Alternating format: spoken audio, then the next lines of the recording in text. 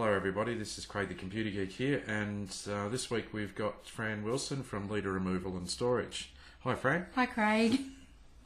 Okay, Fran, tell us a bit about Leader Removals, how you guys got started, what you do, and what makes your business special. Okay, well we do furniture removals primarily.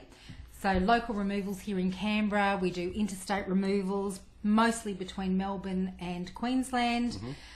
We do a lot of storage, and at the moment that's container storage because that's I've the seen most... you've got a lot more containers here than last Aren't they time I was pretty? here. Yeah, so we've just had a whole lot of new signed written containers come in, which Yeah. are quite lovely and they're nice to work out of. Yeah, you and can we see them do- there from a mile away. Yes, over that's in what we Mitchell, like. yeah. Yeah, so we do that. We have a lot of customers that are in between premises or Yeah. going interstate but don't have their places ready yet, and that's where the container storage is ideal. Oh, excellent.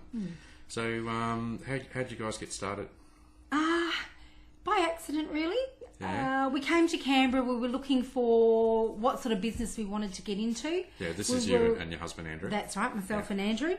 And we were originally looking at contracting to some of the retailers, but Yeah. we bought our own truck, bought an existing business, which we did because we liked its placement on the yellow pages at the time, Okay. and we ran with it, and it's just grown ever since. So we've been doing it 14 years now here in Okay. Canberra. Was it always called Leader Removals? Or Yes, it was. yes, Yeah. it always was. Yes, and we did actually toy with changing the name early on, but it was a known brand, so we kept it. Yeah, yeah, no, good thinking. What actually makes your business special? What's your point of difference with other removal companies out there? I think it's that we try to keep small and boutique, but can do it all. Yeah, So there's very little that we can't do. Nothing's too hard, and we'll go that extra mile to try and make it happen, whether it's a piano, a safe, a spa, a billiard table, all the difficult things that we do that a lot of the smaller operators don't do. yeah. And we work very hard on servicing a small number of customers rather than running ragged and trying to fit everybody in and do it all. So Okay. we target our market fairly carefully so that we provide the best possible service. Excellent. That's really good. What IT systems do you use for the business? How they sort of interact with what you're doing? Okay, so we have a database which is pretty much specialised to the removals industry. Yeah. It's called Moveware, and it was developed by a removal company, and it's now worldwide. Okay. We love it and hate it, as you do with all technology. Yeah. But it keeps our jobs in order. We're able to check on it, what customers going where, what dates, whether they're in or out of storage. Yeah.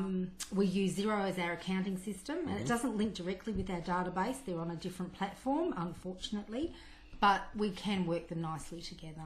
Okay. And do you do all your invoicing and quoting through that as well, or through the? Both. Okay. So we do all of our direct invoicing is done through the database because we want to link it to our jobs. Yeah. But the database doesn't give us the capacity to do repeat invoicing like Xero does. So for our storage customers, for instance, it's an automatically generated So they invoice pay each month. like a monthly. Yeah. That's right. Okay. We can set them up monthly, weekly, quarterly, however it's set up.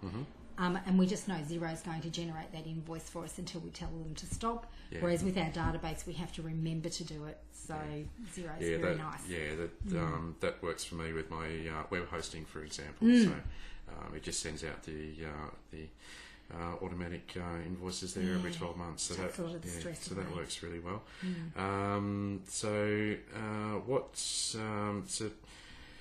Actually, tell us about your website, because I've had a bit of a look at that, and it has changed, I guess, a couple of times. But how's that going at the moment? Okay. And again, the website, it's either on fire or it's not. Yeah. And I think that depends on what's happening behind the scenes. We did recently change it so that it was compatible with tablets and phones because Yes, it needs to. it needs to be these days. We do find that we get more traffic by referral to the website than the website being out there for the general public. Yeah. And it is very expensive doing AdWords and your SEOs and Yes, all the rest it of does, it, but that's a part of doing business, unfortunately. So we do try to make sure we keep it a little bit updated. we should be blogging a lot more, but, you know, like every business, who Yeah, has the all time? those things take time. Yes, so we're actually asking some of our networking partners to put blogs on for us that are relevant to our industry, so that it's not us all the time regurgitating the same stuff. Yeah, no, that's a good idea. Yeah. Now, I know you have, like, your guys that are out on the road, they need to remote in. Yes. And, you know, I guess calling back to base, you know, through your IT systems. How does that work? Does it usually work pretty well for you? And I guess from time to time you would have some challenges with that. It is challenging, yes. Yeah. We find the computers are pretty good as far as the computers remoting in. Yeah. We have tablets in the trucks because computers are too cumbersome, so the guys need to have the tablets to make it nice and simple for them. Yeah.